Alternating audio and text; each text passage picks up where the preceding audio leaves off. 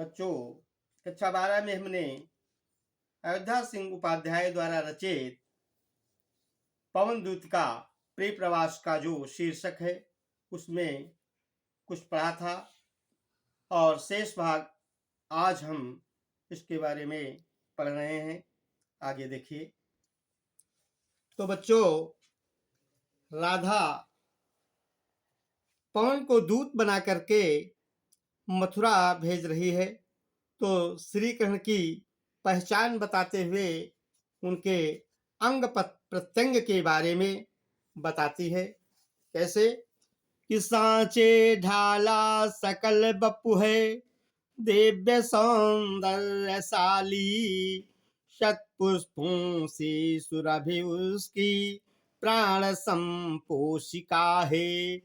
और दोनों कंधे वृषभ बरसे हैं बड़े ही सजीले, लंबी बाहें कलभ कर सी शक्ति की पेटिका है। तो राधा जी पवन से कैसे बता रही हैं कि श्री कृष्ण का शरीर कैसा है और उनके अंग प्रत्यंग के बारे में बता रही हैं कि हे प्यारे पवन, मेरे प्यारे प्रीतम, श्री कृष्ण का शरीर कैसा है। कहते उनका इतना सुंदर शरीर है कि जिसे देखकर ऐसा लगता है कि सांचे ढाला सकल बपु है। बपु माने शरीर और दिव्य सौंदर्यशाली, दिव्य माने अनोखा, कि श्री कृष्ण का शरीर, संपूर्ण शरीर यही लगता है किसी सांचे में ढाल दिया गया हो, जो बड़ा ही अलौकिक सौंदर्य से भरा हुआ है। और उनके शरीर से कहते सुगंध जैसी निकलती रहती है। शत पुष्पों सी सुरभि उनकी उसकी प्राण संपोषिका है। उनके शरीर से पुष्पों की सी सुगंध धीरे धीरे निकलती रहती है, जो प्राण संपोषिका है, माने प्राणों का पालन करने वाली है।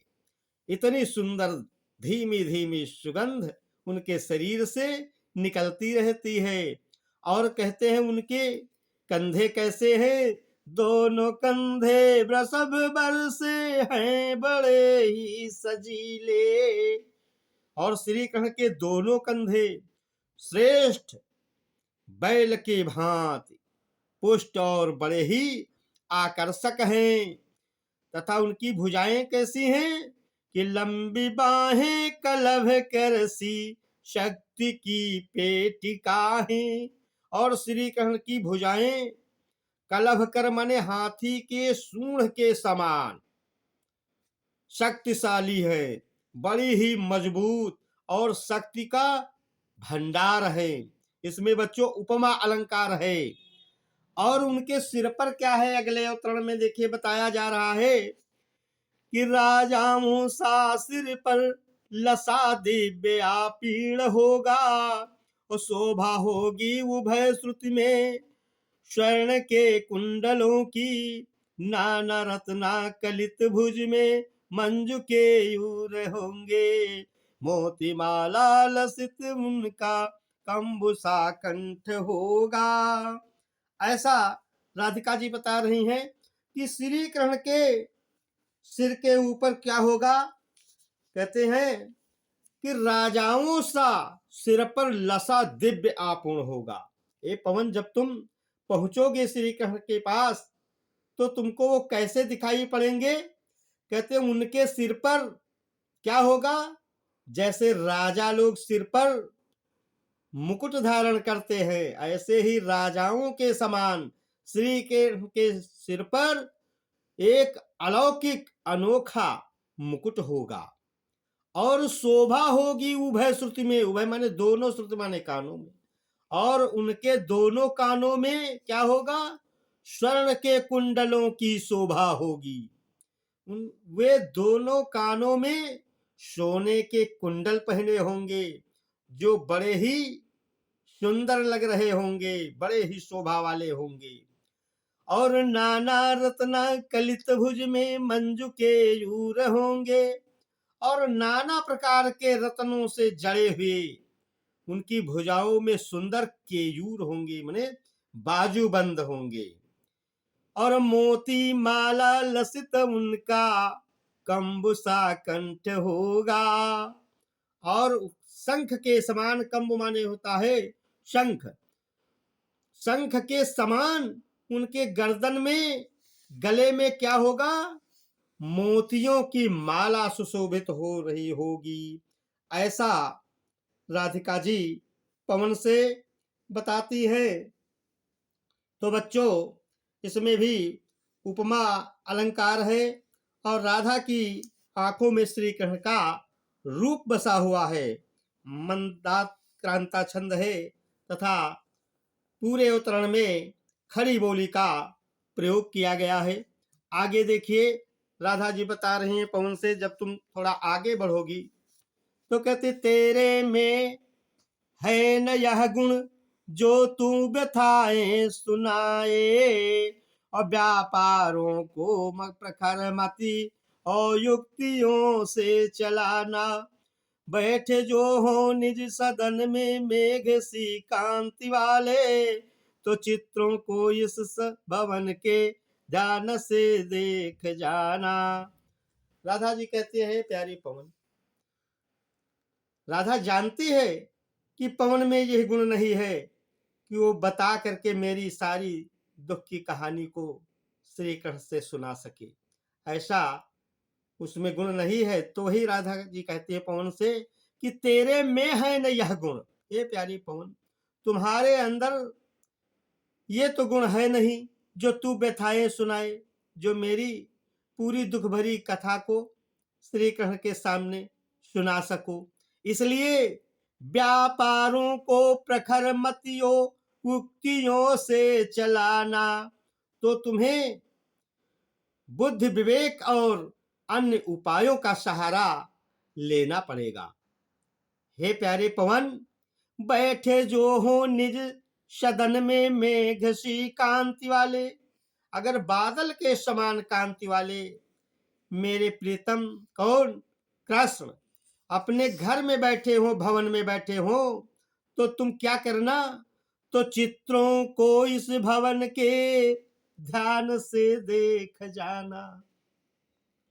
तो उस अलंकृत भवन में लगे हुए चित्रों को तुम ध्यान पूर्वक देखना, और जो चित्रों में विरह विधुरा का मिले चित्र कोई, तो जाके निकट उसको भाव से यूं हिलाना। प्यारे हो के चकित जिससे चित्र को और देखें, आशा है यो सुरति उनको हो सकेगी हमारी। तो राधा जी क्या कहती हैं? अगर तुमको उस अलंकृत भवन में कोई ऐसा चित्र मिल जाए, कैसा? कहते जिसमें विरह से व्याकुल तमाम लोग घूमते हुए अंकित किए गए हों, तो तुम क्या करना? जाके निकट उसको भाव से यूं हिलाना। तो तुम उस चित्र के पास जाना और बड़े भाव पूर्वक उस चित्र को तुम हिलाना, और उस चित्र को हिला करके क्या करना? उन्हें आकर्षित कर देना कि प्यारे हो के चकित जिससे चित्र को और देखे। तो तुम जब बार बार उस चित्र को हिलाओगे तो उनका ध्यान उस चित्र की तरफ अवश्य आ जाएगा और वो ध्यान पूर्वक उस चित्र को देखने लगेंगे। तो जब उस हिलते हुए चित्र को वो देखेंगे ध्यान पूर्वक, तो मुझे आशा है यो सुरति उनको हो सकेगी हमारी।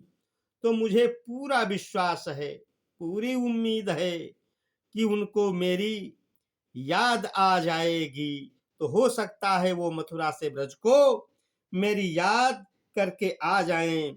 इसमें बच्चों पवन का मानवीकरण किया गया है और मेघ सी कांति वाले में उपमा अलंकार है तथा वियोग श्रृंगार है बच्चों, प्रसाद गुण है। अगला देखिए,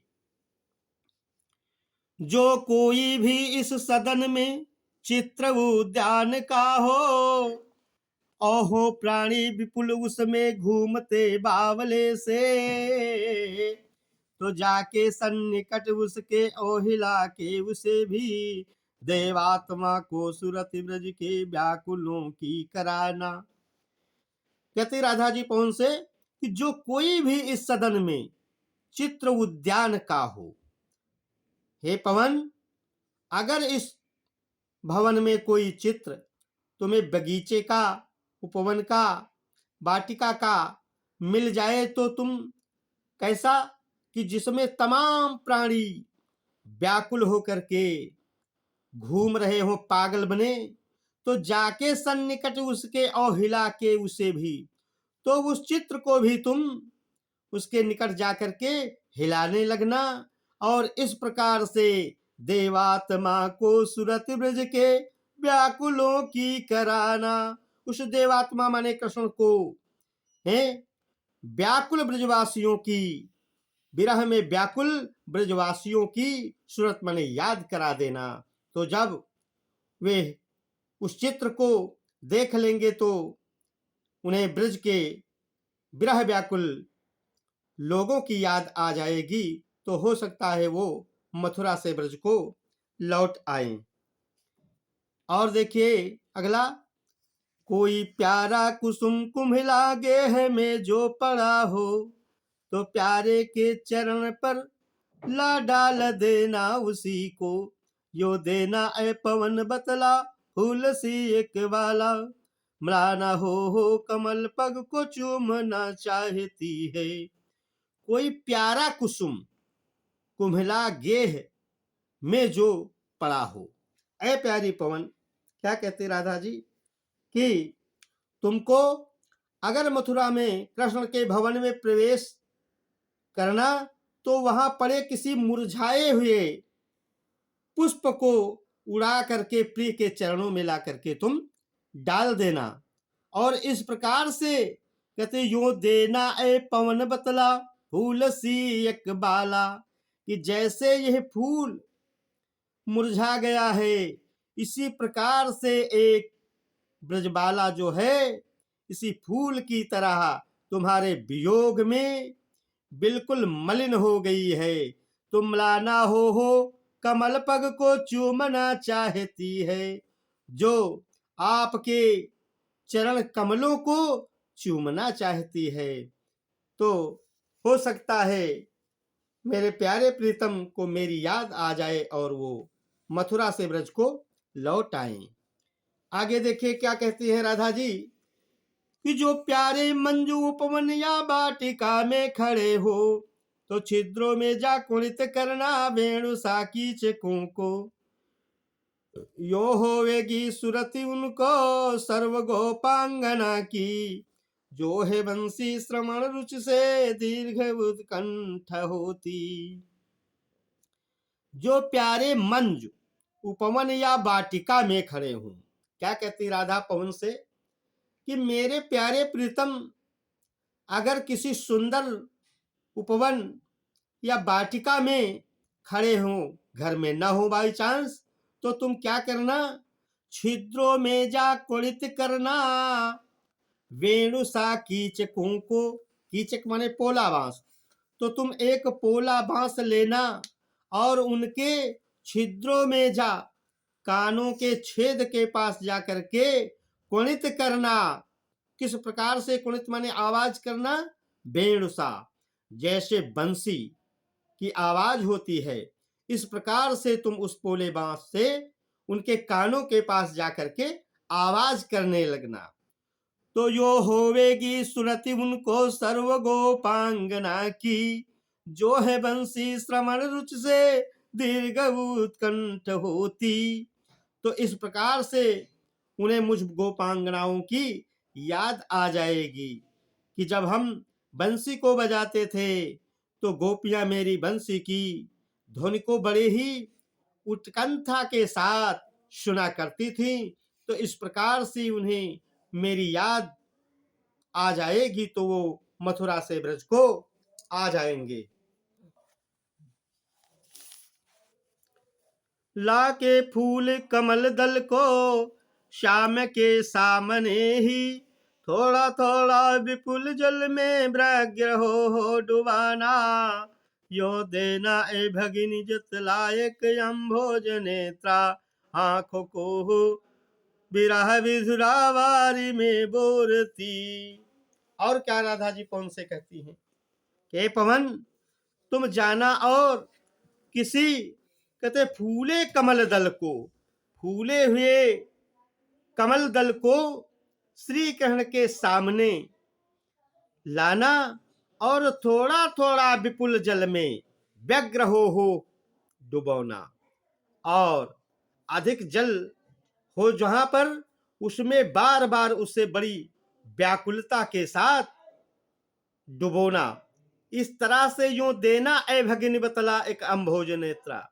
तो जब बार बार उस फूल को तुम जल में डुबोगे तो उन्हें इस प्रकार से डुबा करके फूल को पानी में आभास करा देना कि जैसे यह पुष्प पानी में डूब रहा है, इसी प्रकार से एक कमल के समान नेत्र वाली तुम्हारी बिरहिणी राधा अपनी आंखों को बार बार आंसुओं में डुबोती रहती है, अर्थात रोती रहती है तुम्हारे वियोग में।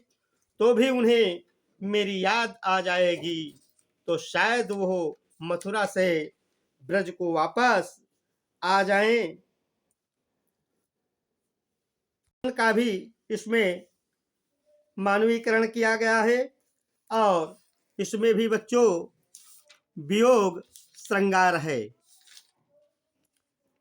तो धीरे लाना वहन करके नीप का पुष्प कोई, और प्यारे के चपल दृग के सामने डाल देना।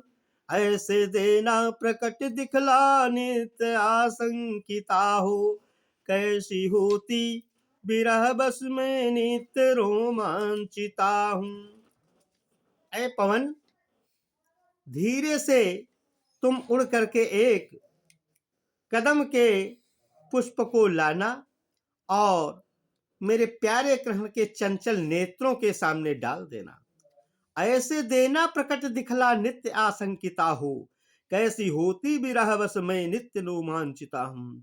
और उसके पुष्प के ही माध्यम से निश्चिंत हो करके ये आभास करा देना कि ऐसे ही एक तुम्हारी प्रेयसी राधा जो आपके विरह में वशीभूत होकर के नित्य प्रंत रोमांच हो रही है, जैसे यह पुष्प रोमांचित हो रहा है, ऐसे ही वो तुम्हारे वियोग में विरह के वशीभूत होकर प्रेयसी राधा रोमांचित हो रही है। बैठे नीचे जिस बिटप के श्याम हो में उसी का, कोई पत्ता निकट उनके नेत्र के ले हिलाना। यो प्यारे को विदित करना चातुरी से दिखाना, मेरे चिंता विजित चित्त का क्लांत हो कांप जाना। और क्या कहती राधा पवन से कि मेरे प्यारे कृष्ण अगर किसी वृक्ष के नीचे बैठे हो तो उसी का एक पत्ता जो पीला पड़ गया हो उनकी आंखों के सामने हिलाना और इस प्रकार उन्हें ये विदित करा देना कि जैसे ये वृक्ष का पत्ता पीला हो गया है, ऐसे ही तुम्हारे वियोग में उस राधा का भी चिंता विचलित चित्त जो है बिल्कुल दुखी हो करके और पीला पड़ गया है, जो चिंता के कारण चित्त निरंतर कांपता रहता है। तो शायद मेरी विरह दशा का आभास उन्हें हो जाए तो वो मथुरा से वापस ब्रज लौट आए। तो बच्चों इसमें भी वियोग श्रृंगार है, खड़ी बोली का प्रयोग किया गया है तथा पवन का मानवीकरण किया गया है। अगला देखिए, सूखी जाती मलिन लतिका जो धरा में पड़ी हो, तो पांवों के निकट उसको श्याम केला गिराना। यो सीधे से प्रकट करना प्रीति से वंचिता हो, मेरा होना अति मलिन ओ सुख ते नित्य जाना। सूखी जाति मलिन लतिका जो धरा में पड़ी हो। कहते हैं एक सूखी और मुरझाई हुई लता अगर धरती पर, पृथ्वी पर कहीं पड़ी मिल जाए तो क्या करना, तुम धीरे से उड़ा करके लाना और पांव के निकट उसको श्याम केला गिराना, और श्री कृष्ण के चरणों के में उसको उड़ा करके ला करके डाल देना। यो सीधे से प्रकट करना, प्रीति से वंचिता हो, मेरा होना यदि मलिन यो सुख ते नित्य जाना। तो इस प्रकार से उन्हें आभास करा देना जैसे यह एक लता मुरझा गई है, ऐसे ही तुम्हारे प्रेम से वंचित तुम्हारी प्रेसी राधा जो है मलिन हो गई है, और इसी लता के समान मलिन मुरझा करके सूखती जा रही है। तो भी शायद मुझे उम्मीद है कि मेरी विरह दशा को जान करके मेरे प्रियतम कृष्ण मथुरा से ब्रज को लौट आए। कोई पत्ता नवल तरु का पीत जो हो रहा हो, तो प्यारे के द्रग युगल के सामने लाऊ से ही धीरे धीरे संभल रखना, और उन्हें यूं बताना पीला होना प्रबल दुख से प्रोसिता सा हमारा। कोई पत्ता, नए वृक्ष का कोई पत्ता लेना ऐसा जो पीला पड़ गया हो, तो प्यारे के द्रग युगल के सामने ला उसे ही। तो उस पीले पत्ते को ला करके मेरे प्यारे प्रीतम के दोनों नेत्रों के सामने ला करके डाल देना, और धीरे धीरे संभल रखना, और उन्हें यूं बताना, और उन्हें इस पीले पत्ते के माध्यम से आभास करा देना कि जैसे एक नए वृक्ष का पत्ता पीला पड़ गया है, ऐसे ही तुम्हारी प्रेसी वो राधा तुम्हारे वियोग में अत्यंत दुर्बल और पीली पड़ गई है। यूं प्यारे को विदित करके सर्व मेरी व्यथाएं धीरे धीरे वाहन करके पाम की धूल लाना, थोड़ी सी भी चरण रज जो लान देगी हमें तू, हा कैसे तो व्यथित चित्त को बोध में दे सकूंगी।